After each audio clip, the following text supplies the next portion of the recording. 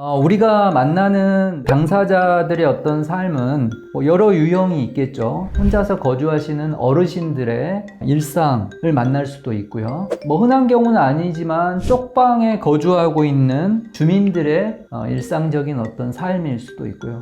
노숙인들의 어떤 일상적인 삶일 수도 있겠죠. 장애를 갖고 있어서 여러 가지 어떤 불편함을 겪고 있는 그런 삶일 수도 있다는 거죠. 자, 우리가 만나는 삶은 그렇게 구체적인 개인들의 미시적인 삶이 되겠죠. 사실 이제 사회복지사가 개인들을 만나서 일상적인 삶을 원조해주는 그런 활동을 하다 보니까 굉장히 이제 우리가 미시적인 어떤 실천 이렇게 이제 얘기를 하는데, 그런 일상생활을 돕는 실천이 우리 사회 구조 전체를 이해하고 변화시킬 수 있는 그런 원동력으로 영향력을 미칠 수 있다. 그런데 어떻게 이게 사회 문제들을 해결하는 출발점이 될 수 있을지에 대해서 이제 얘기를 좀 해보려고 합니다. 프랑스 사회 철학자인 앙리 르페브르가 이제 그런 얘기를 했는데요. 일상생활의 어떤 삶을 통해서 사회 전체에 대한 비판적인 관점, 생각들을 만들어내고 그것들을 바꿔내려고 우리가 노력하는 삶을 살아야 된다. 제가 예를 하나 좀 들어보면 어떨까 싶은데요. 휠체어 장애인을 얘기를 해보겠습니다. 직장 생활을 하고 있어요. 직장에 다닐 때는 이제 지하철을 타고 이동을 해야 될 정도의 어떤 거리에 있는데, 우리가 보통 사람이 출근할 때 모습보다는 훨씬 더 그 불편함을 극복해 가면서 출근을 준비해야 되지 않을까 싶어요. 그러니까 지하철역까지 이동하는데 얼마나 많은 그 불편함이 존재할까요? 우리가 그냥 걸어서 또는 마을버스를 타고 지하철역까지 가는 모습을 우리가 상상할 수 있는데, 전동 휠체어로 가는 그 모습을 상상할 때 얼마나 불편하겠어요. 예를 들면 날씨가 안 좋거나 눈이 오거나 비가 오거나 이랬을 때 얼마나 불편하겠습니까? 원조하는 활동과 그분과 대화를 하고 소통하는 그 과정에서 우리가 미처 알지 못했던 굉장히 다양한 그 어려움들이 존재한다라는 것을 알게 된다라는 거죠. 그런데 그분 한 사람만이 겪는 그런 문제는 아닐 거라는 거죠. 수많은 휠체어 장애인들이 비슷하게 공통적으로 뽑아낼 수 있는 문제의 상황들이 분명히 있을 것이고, 사회 전체가 공동으로 해결해 줘야 될 책임이 있지 않는가라는 생각이 들죠. 왜냐하면 그들에게도 헌법이 보장하는 그 노동권, 근로권이 분명히 있고, 직업 생활을 할 수 있는 것을 국가가 또는 우리 전체 사회가 책임져 줄 그런 어떤 하나의 권리라고 생각을 하기 때문이죠. 그런 걸 원조하는 사회복지사들이 요즘은 이제 그런 공유가 굉장히 쉽잖아요.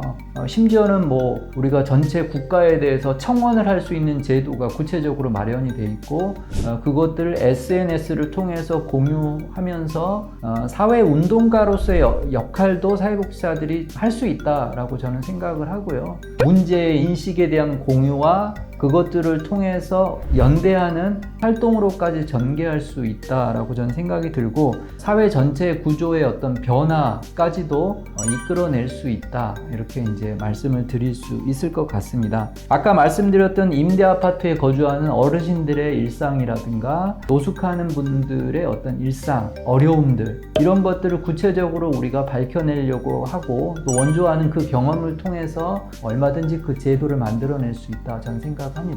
그건 시민단체가 해야지, 또는 정치인들이 해야지, 공무원들이 해야지, 이제 이런 얘기가 있을 수 있을 것 같아요. 그러면 사회복지사는 그냥 뒷짐지고 있으면 되냐, 이런 거. 우리가 사회복지사 윤리강령을 봤을 때도 그런 부분이 나와 있습니다. 사회정의라고 하는 관점에서 사회 전체의 어떤 문제를 해결하는 노력, 활동들도 사회복지사가 해야 될 역할이다라고 분명하게 이제 얘기를 하고 있을 겁니다. 우리가 거시적으로도 우리 사회 전체를 변화시키는데 뭔가 적극적인 역할을 할 수 있는 사람으로 사회복지사를 규정해 나가는 것이 이제 필요한 시대가 아닌가라는 생각을 해봤습니다. 사회복지관에서 하실 때 교회를 만드는 것까지 하셨던 관련이 있지 않나요? 그렇죠. 빈곤 청소년들, 청년들을 지원해주는 프로그램들을 사실 했는데, 그 프로그램이 지역에서 조례로 제정이 되고 정책이나 제도가 됐던 거죠. 그것의 출발은 빈곤 청소년 몇 사람들의 어떤 삶을 구체적으로 돕다 보니까 지역에 있는 모든 빈곤 청소년 청년들에게 다 해당이 되는 문제이겠구나. 이들을 더 잘 돕기 위해서는 우리가 프로그램 서비스로 남아 있어서는 안 되겠구나. 이걸 좀 더 발전시켜서 그것들을 제도적으로 뒷받침해내면 훨씬 더 좋겠다라는 생각을 했던 거죠. 정치나 행정을 하시는 분들이 기본적인 어떤 툴을 만들어내고 그 원칙 안에 구체적인 디테일에 대해서는 사회복지사가 제안을 하는 그런 형태가 되는 거죠. 결국 협업을 하는 구조가 만들어지는 것 같아요. 그러니까 사회복지사 혼자서 거시적인 어떤 사회 변화를 이끌어낸다 이렇게 얘기할 수는 없고요. 거버넌스라고 하는 그런 구조를 통해서 사회 문제를 해결한다라고 하는 그런 얘기까지 해볼 수 있을 것 같습니다.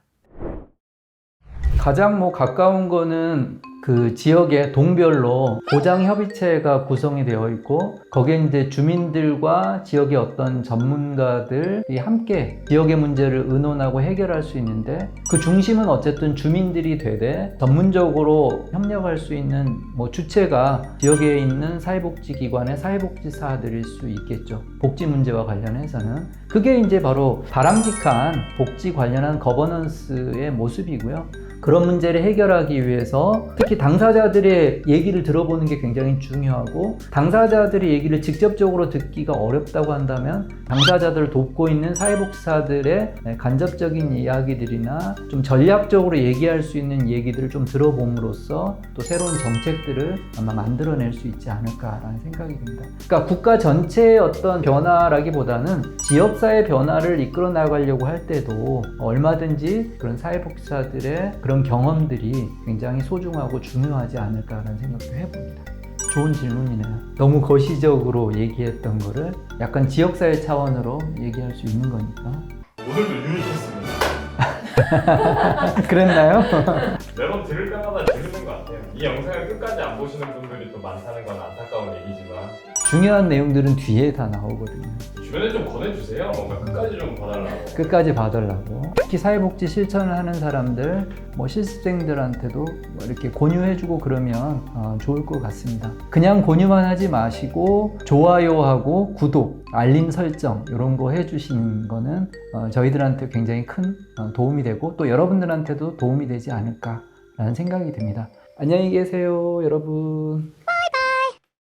그러니까 아주 미시적인 개인의 삶이 사회 전체의 하나의 문제를 그대로 드러내 보여주는 것이고 그걸 토대로 우리가 개인의 삶을 분석해내면 결국 사회 전체에 해결해야 될 문제가 무엇인지를 어떤 제도들을 만들어야 되는지를 금방 알 수 있게 해준다.